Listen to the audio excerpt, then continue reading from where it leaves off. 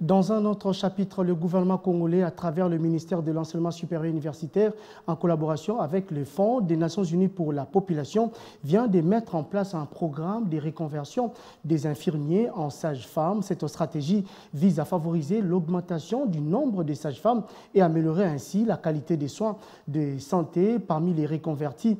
Gerda Botaï, ancienne infirmière, elle a effectué son test décisif à travers une simulation organisée après 18 mois de formation.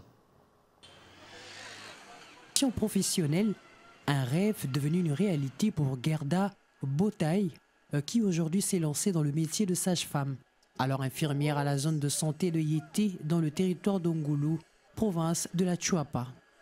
Cette transition professionnelle a été effectuée pendant 18 mois de formation grâce à un partenariat du Fonds des Nations Unies pour la population et l'Institut supérieur de technique médicale Kinshasa, une stratégie pour favoriser l'augmentation de la couverture des interventions assurées par le sage-femme, ainsi améliorer la qualité de soins de santé de la reproduction. La jeune sage-femme a effectué sa première mise en situation à travers une cérémonie de simulation organisée ce mardi à l'ISTEM Kinshasa. Acquise par la jeune sage, lui permettra de servir sa communauté, ainsi faire face aux multiples cas de décès maternels.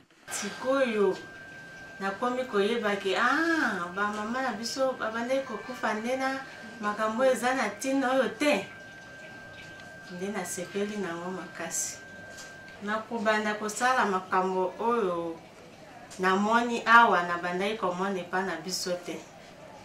O makambo mususu o na ekokuta awa e bandai ko sale mai pa na bisote na mona kite. Lokola nini? Lokola awa bayebisaki biso après mosi ko bota fo ba pesa ye oxytocin po bo prévenir hémorragie. Po basi mingi bakufaka na hémorragie. Suko e pa na biso bande ko kipeteka mwasi abote après ko bota balatisi ye azongi na ye epa na ye. Mais sikoyo awa eza mwasi soki asisi ko bota ifo obotika ye na postpartum po botala eta na ye soki bomoni ke vraiment akoki kokende na ye akozala na problème te botiki ye akei. Mais soki bomoni ke aza na problème bokozala na ye wana bolandela évolution na ye ti changement ezwa. De gestes simples qui peuvent sauver de vies, d'où l'importance à accorder à ce programme de reconversion initié par l'UNFPA en partenariat avec le ministère de l'ESU. Le programme de reconversion est venu nous aider pour nous permettre d'avoir rapidement les sages-femmes compétentes. Lorsqu'ils terminent leur formation de 90 crédits, ils ont les mêmes diplômes que celui qui a suivi les 3 années à l'entrée directe. C'est-à-dire celui qui avait les diplômes d'État, il vient, il fait 3 ans. Et l'infirmier qui était déjà gradué, même des licenciés, ils viennent pour la reconversion.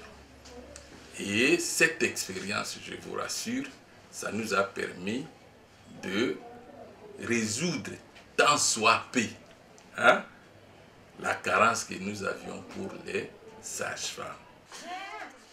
La zone de santé de Yété, comme dans plusieurs autres, les sages-femmes qualifiées sont à compter du doigt. Il est nécessaire d'élargir ce champ d'action initié par l'UNFPA pour ainsi réduire le taux de mortalité maternelle qui en RDC sont estimés respectivement à 547 décès maternels pour 100 000 naissances vivantes et 28 pour 1000 naissances vivantes.